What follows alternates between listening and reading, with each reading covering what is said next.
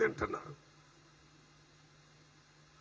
అందువల్ల రేపు వచ్చేటటువంటి ఎన్నికల్లో పని కాంగ్రెస్ ప్రభుత్వం, రేవంత్ రెడ్డి ప్రభుత్వం చేసిన పనులే ప్రజలు అనుభవిస్తున్నారు కాబట్టి ఓటేస్తారనే పూర్తి నమ్మకం ఉంది. నేను అక్కడ స్టార్ క్యాంపెయినర్గా ఏఐసిసి నుంచి ఎలక్షన్ కమిషన్ పంపించిన దాంట్లో ఉన్నాను. బోరబండ ఏరియాలో కంప్లీట్గా ఇన్ఛార్జిగా ఉన్నాను.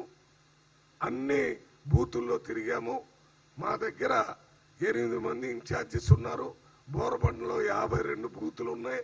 52 బూతులకి 8 మంది ఇన్ఛార్జీలు, 5 ఎమ్మెల్యేలు, 3 చైర్మన్ని ఇన్ఛార్జిగా పెట్టాము. ప్రతి బూతులో ఓటర్ మ్యాపింగ్ చేశాము. ఇంటింటికి తిరిగే కార్యక్రమం జరుగుతుంది. ఇప్పటికే 2-3 సార్లు 4-5 సార్లు తిరిగారు. ఇప్పటి నుంచి మళ్ళీ 9వ తారీఖు వరకు మళ్ళీ తిరిగి వాళ్ళకి ప్రభుత్వం చేస్తున్నటువంటి పనుల గురించి తెలియజేస్తాము. ఎన్ని గారడి విద్యలు చేసినా, మాయ మాటలు చెప్పినా ప్రజలు మోసపోరు. వాస్తవంగా ఏం జరుగుతుందో దాని మీదనే ఓట్లేస్తారు. ఓట్లేస్తారని మన ఇన్ఛార్జెస్ కొద్దిగా రిలాక్స్ కాకుండా సీరియస్గా పనిచేసి భారీ మెజార్టీతో గెలవడానికి ప్రయత్నం చేయాలనేది మా విజ్ఞప్తి. ఇది జూబ్లీ హిల్స్ సంబంధించి.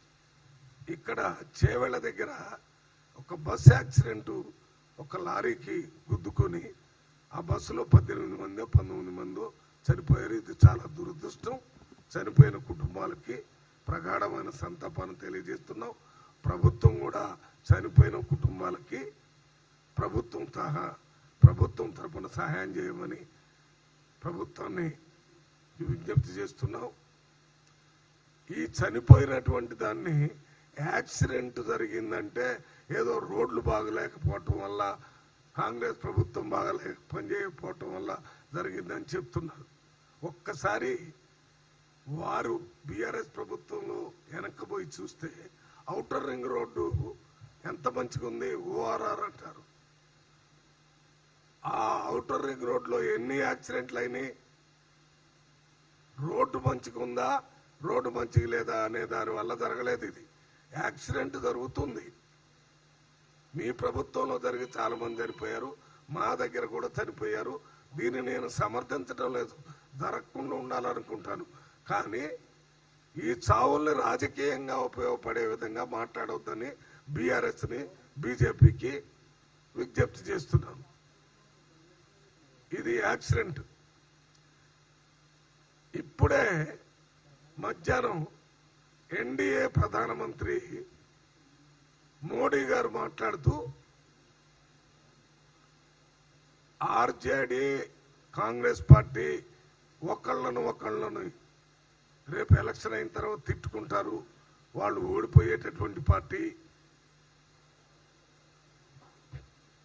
ఆయన ఎన్డీఏ పార్ట్నర్స్ మళ్ళీ గెలిస్తే ఏ రకంగా ప్రజలకు మేలు చేస్తారనేది ఒక్క మాట చెప్పలేదు. కాంగ్రెస్, ఆర్జేడీ, ఇండియా అలయన్స్ గురించే మాట్లాడుతున్నారంటే వాళ్ళ పార్టీని గురించి చెప్పుకోవటానికి ఏమీ లేని పరిస్థితుల్లో నిలబడ్డారు. 100కి 100 రేపు వచ్చే ఎన్నికల్లో 20 సంవత్సరాలు ప్రభుత్వంలో పరిపాలన చేసిన మన నితీష్ కుమార్ గారు కానీ, బీజేపీ పార్టీ కానీ ఎందుకు సంక్షేమ కార్యక్రమాలు, అభివృద్ధి కార్యక్రమాలు బీహార్లో చేయలేదు?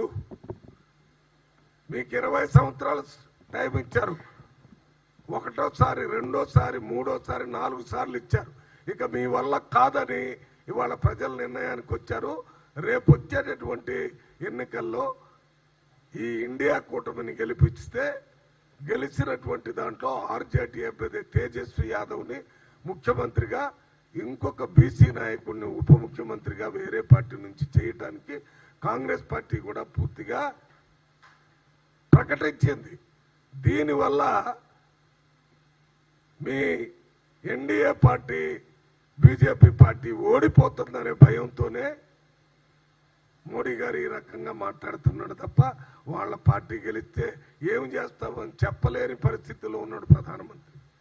ఒక ప్రధానమంత్రి ఒక బీజేపీ పార్టీ అధ్యక్షుడి కంటే అన్యాయంగా ఇతర పార్టీల మీద ఎన్నికల్లో మాట్లాడటం ఈ బీజేపీ ప్రభుత్వంలోనే చూస్తున్నాం.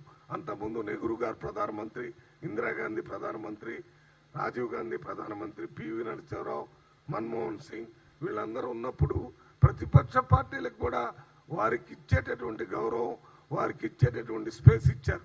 మీరు ఏమాత్రం ఇవ్వటం లేదు. ఇవ్వకుండా మీరు 3వ సారి అయ్యారు, వాళ్ళు 4వ సారి గెలవాలని చెప్తున్నారు. భారతదేశంలో ప్రజలు బాగా విజ్ఞులు, వాళ్ళకి తెలుసు ఎవరికి ఎప్పుడు ఓటు వేయాలో. ఈసారి ఓట్లు 100% ఎన్డీఏ ప్రభుత్వానికి వ్యతిరేకంగా, ఎన్డీఏ పార్టీలకు వ్యతిరేకంగా వేసి మన ఇండియా కూటమిలో గెలిపించి కాంగ్రెస్ పార్టీ అలయన్స్ ఉన్నటువంటి వారిని ముఖ్యమంత్రిగా, ఉప ముఖ్యమంత్రి